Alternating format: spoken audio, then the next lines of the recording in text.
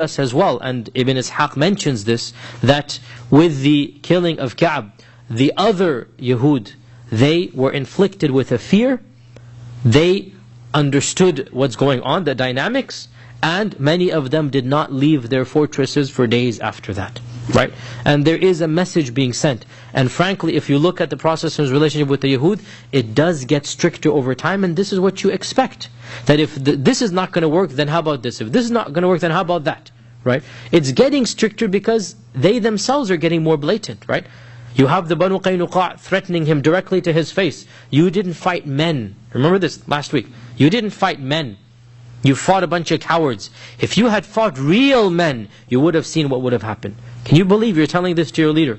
Right? And then you have over here the Banu Nadir, already now helping Abu Sufyan out, by the way. Right? Now, I tried my best to find out, did they help Abu Sufyan in this expedition of Qarqaratul Qadr or not? Did Ka'b in particular help? Because it says the Banu Nadir helped Abu Sufyan. Right? I tried my best to look every single book up today, and nothing is mentioned who from the Banu Nadir helped. But if we were to add the possibility that Ka'b was one of the main people who helped Abu Sufyan, and it would make sense that a few weeks later he then travels to Abu Sufyan, right? Now this is my theory. Take it or leave it, and we'll never know fully. But it makes sense to me to add 1 and 1 to get 2, which is a few weeks after Abu Sufyan attacks Medina, Ka'b goes all the way to Abu Sufyan. So I have a theory, and it's just a theory, we're never going to know. Maybe it was Ka'b himself who helped Abu Sufyan in that attack on Medina. Right? And if this is the case, then even more, because what does the book of Sirah say? The Banu Nadir helped him. And Ka'b is of the Ashraf of Banu Nadir. So, frankly, there's just too much of a gray area, if you like, to put all of this together. Allah knows best, but I think it is a good, if you like, guess to make, that it was Ka'b and a group of Ka'b that helped, and the group of Ka'b that helped Abu Sufyan. In any case, to summarize, and then inshallah we open the floor for Q&A, because I don't want to start Uhud, or else it's not going to be appropriate to start Uhud right now. To summarize, I think that the incident of Ka'b ibn Ashraf needs to be told like it is, and that is that it is a political incident that the Prophet ﷺ approved. It was in accordance with the norms, with the understandings, with the political society and laws of his time. And it was done not because Ka'b was a poet, even though yes, that added to it, but it was because Ka'b was a genuine political threat, and that he had gone above and beyond merely rejecting Islam. And we notice here in the seerah that a kafir is never harmed or killed just because he's a kafir. Rather, there is a line, and that line is obvious. You start describing women, then in Muslim women, you start telling men to visit them. That's what the poetry is there. You can read it. Like literally, it's like I don't want to mention this, but you get the point here. Like he's literally saying things. There's a line, you just don't cross it. And for him to go to this level, he knows what he's getting involved with, right? To have an alliance with Abu Sufyan, he knows what he's getting involved with. Therefore, honestly, he knows the risks. His wife understood the risks, and she's a woman. She's not even involved. She understands the risks, right? That my husband's doing these things. So, here it is. That is the story of Ka'b ibn Ashraf. And we have no qualms in saying this is exactly what happened. I don't see the point sugarcoating it.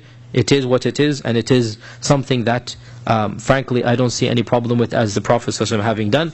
And with this, inshaAllah ta'ala, we will take a few questions and then break for Salat al-Isha. Now you're raising this issue between me and him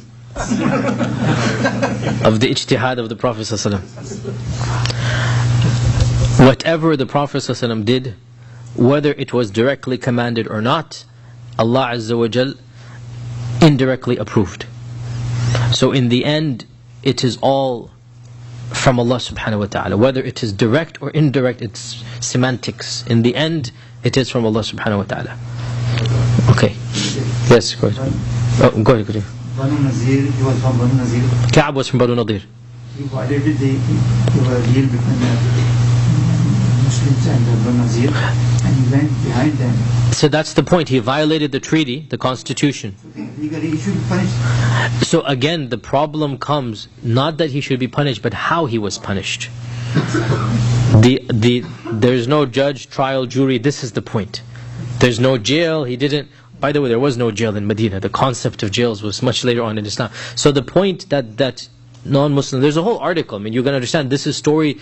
I mean, astaghfirullah, but the anti-Islamic websites.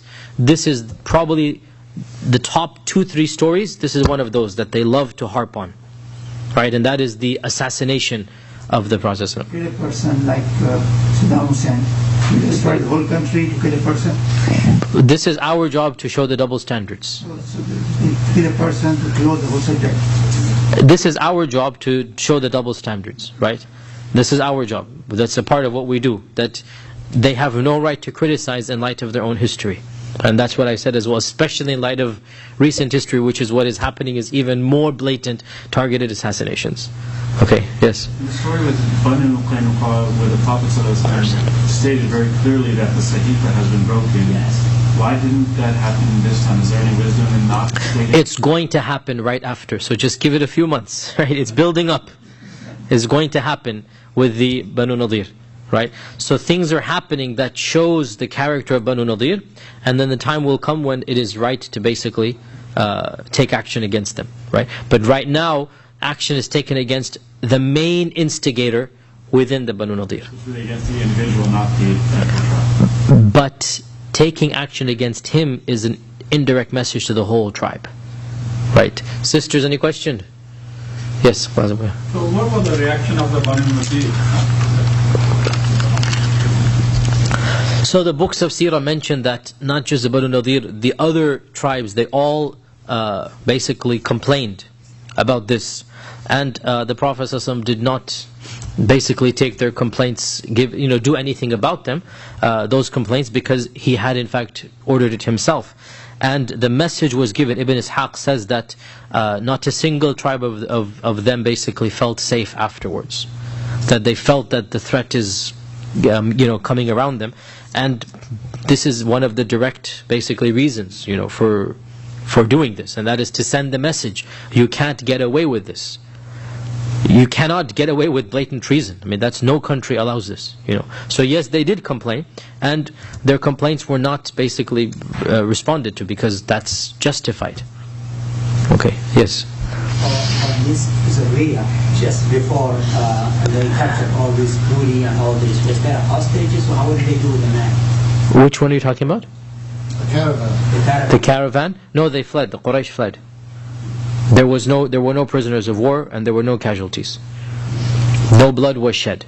And this is the whole beauty, that Allah gifted them this entire ghanima without a drop of blood. And this is, as I said, it's an amazing. Just think about it. Wallahi, this is the generosity of Allah Azza wa Jalla. I mean, just amazing, right? They get all of this, and then on top of that, they get that as well, without even, they didn't realize it even at the time. And Allah Azza wa Jalla gave it to them without a drop of blood being shed. So literally, just this wealth of the Quraysh just comes in. And remember this point, because put yourself, basically from their perspective. How desperate are you going to be now? You can't go the main route. You can't go the alternative route. The only other route, khalas, that's also taken out, right? You are cutting off the oxygen. And they're desperate now. And this is what was exactly the intent of the Prophet ﷺ, right? Yes? One more question. So when Ka'b was killed, he had bodyguards. He didn't take, that's why they came at night. But he has no bodyguard? No, there was nobody. Nobody came. Because that's the point. They came late at night, because they themselves don't want the people to know that they're getting money and putting the stuff there. And so they set the time with him, the appointment time. They said, we'll come at night, on the 14th basically. And so it was completely empty, it was desolate. He came alone, his wife was begging him to come, he came alone. So this was the whole point of having convinced him that they genuinely want to give him this to get more money and whatnot. So he fell for it basically. Yes? Go ahead. Question of trial before execution. This is the third year of Hijrah. And it means 8, 9, 10. The political authority of Islam is not established yet. If you look at any other historical event, General George Washington fighting for independence, constitution was not in fact. This is a war situation. The authority is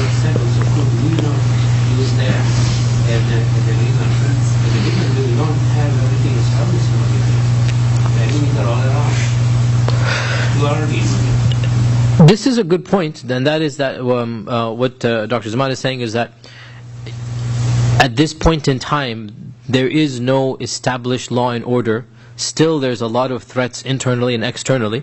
And if you look at any revolution, even the American Revolution, George Washington, when he was fighting the British and others, every revolution that takes place, it's not a clean thing. Any type of, look around what's happening these days, in our own Arab Springs, what's happening, it's a chaos and confusion. Yes, this can also be said. This can also be said that this is a good point, that there is no system up and running yet, and that the system is still being established. Yes, this is a good point. Allah knows best. Final question before...